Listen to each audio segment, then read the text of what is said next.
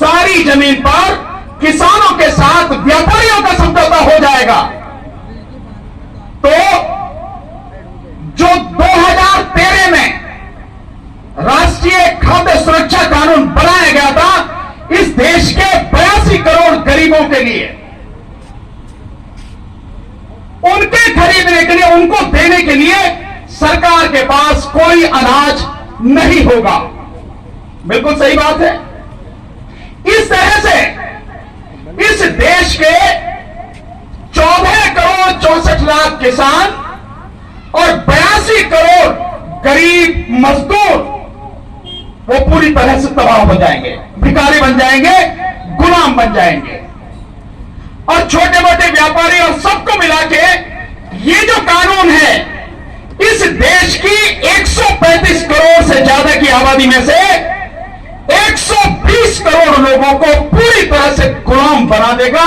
ऐसा ये कानून है। अब मैं जो आपसे बात कहना चाह रहा हूं उसे आपको बताना चाहूंगा। जब 120 करोड़ लोग तबाह हो जाएंगे तो उन 120 करोड़ लोगों में कौन कौन होंगे? इस देश में 20 करोड़ मुसलमान हैं, तकरीबन 3.5 करोड़ सिख समाज के भाई हैं, लगभग 1 करोड़ बौद्ध और कुछ जैन, मान लीजिए इतने हैं, थोड़े पारसी हैं। सो कुल मिला के जो लोग हैं वो इन 120 करोड़ में से आप मुस्लिम समाज के लोग, अल्पसंख्यक लोग, सिख समाज के लोग, पारसी लोग, ये ज्यादा से ज्यादा 25 करोड़ लोग बैठेंगे बस। बाकी लोग कौन हैं? बीजेपी की अगर बात माने तो बाकी तो सारे के सारे हिंदू ही हैं। यानी कि 120 करोड़ में से आप 25 करोड़ निकाल दीजिए तो 95 करोड़, और कम कर दीजिए 90 करोड़। 90 करोड़ तो हिंदू है ना बीजेपी के हिसाब से। यही तो विचार करें कि इस देश में 100 करोड़ हिंदू हैं, तो 100 करोड़ हिंदू आप बता रहे हो, 90 करोड़ हिंदुओं को आप भिखारी और गुलाम बना रहे हो।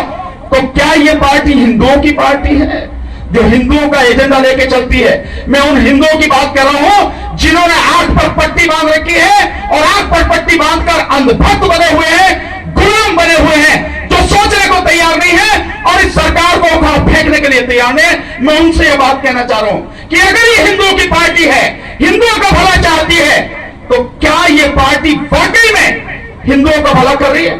नहीं कर रही। नहीं, आपको निकल के आना चाहिए, इस आंदोलन में साथ नहीं खड़े होना चाहिए, इस सरकार की दोहरे चरित्र को समझना नहीं चाहिए। अभी वकील साहब बता के गए पेट्रोल के विषय में, $60 प्रति बैरल नहीं, आज की तारीख में इस समय अंतरराष्ट्रीय मार्केट में मात्र $54 प्रति बैरल तेल, कच्चा तेल मिल रहा है। अगर उसे पूरी तरह से शोध करते हैं, यानी साफ सुथरा करते हैं, तो डीजल और पेट्रोल औसतन 31 रुपए लीटर पड़ता है, केवल 31 रुपए लीटर। आपको मिल क्या भाव रहा है? डीजल 90 और 95 और पेट्रोल 100 रुपए। यानी सरकार जिस तरह से लूट रही है, इतनी बड़ी लूट सरकारी स्तर पर इस दुनिया में कहीं नहीं मिलेगी आपको। तो ये वाकई में लुटेरों की सरकार है कि नहीं है? और हम इसे कितने दिन तक इसका बोझ सहते रहेंगे, कितने दिन तक इसे बर्दाश्त करेंगे? जिस सरकार को कोरोना काल में जब लोगों की मदद करनी थी, उसने लोगों की मदद नहीं करी। अस्पतालों में डॉक्टर नहीं मिले, अस्पताल में ओपीडी बंद हो गई, किसी भी और तरह की सरकार ने मदद नहीं की। लेकिन उस सबके बावजूद लगातार डीजल और पेट्रोल पर दाम बढ़ाती रही, दवाइयों के दाम बढ़ते रहे, बिजली के दाम बढ़ते रहे।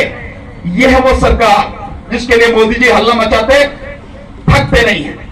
क्या आपको नहीं लगता कि ऐसी सरकार को एक मिनट भी बर्दाश्त करना हम सबके लिए, हम सबका अपना और अपने देश का, अपने किसानों का, मजदूरों का अपमान करने से कम नहीं है? ये हकीकत है साथियों, हमें सोचना पड़ेगा। समय बहुत ज्यादा नहीं है, पीछे से बार बार आ रहा हूं, मुझे तो धन्यवाद देने के लिए कहा, लेकिन जब आया हूं तो कुछ ना कुछ तो कहूंगा ही। हाँ, कोई बात नहीं, मैं कहता रहता हूं, मुझे इसमें चिंता नहीं है, मंच से बोलने की मुझे कोई परवाह नहीं है। ये मीडिया के सारे सोशल मीडिया के साथी है, मेरी बात पूरी दुनिया में पहुंचा रहे, मुझे कोई दिक्कत नहीं है। पर मैं आपसे सिर्फ एक बात कहना चाहता हूं, इस बात को सोचो और समझो, और अपने जो साथी हैं, मित्र हैं, जो आपके रिश्तेदार हैं, जो जान पहचान वाले हैं, उनको भी बताओ कि क्या ये वाकई में हिंदुओं की पार्टी है, क्या ये हिंदुओं की भलाई वाली पार्टी है, क्या हिंदुओं की रक्षा करने वाली, उनको सम्मान देने वाली पार्टी है।